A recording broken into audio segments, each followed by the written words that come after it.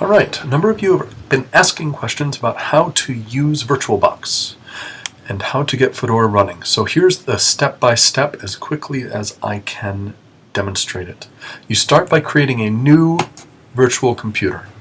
What that does is that this is going to create a new computer in a thought bubble that lives above your computer. It's going to create, we call it a virtual machine, and it's like a computer in a thought bubble as far as your original computer is concerned. So we start off by giving our computer a name.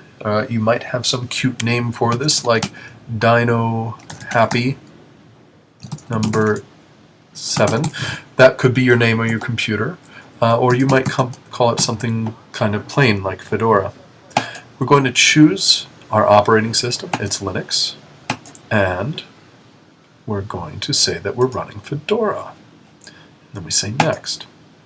Now, how much memory should our computer have? I happen to know that my computer can give up this much memory, so I'm going to set it to somewhere around 760 megabytes of RAM. Say next. I'm going to create a new hard disk. It's a virtual hard disk. This is not your real hard disk. We want it to expand as it's needed, up to a limit. So I say next, and I say finish. And that's it, I say finish. At this point, I'm almost done, actually. It tells me about all kinds of things that, my virtual computer has, like a name.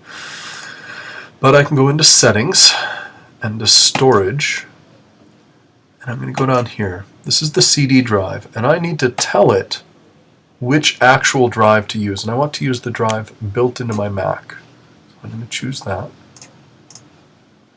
and say OK. I'm now done.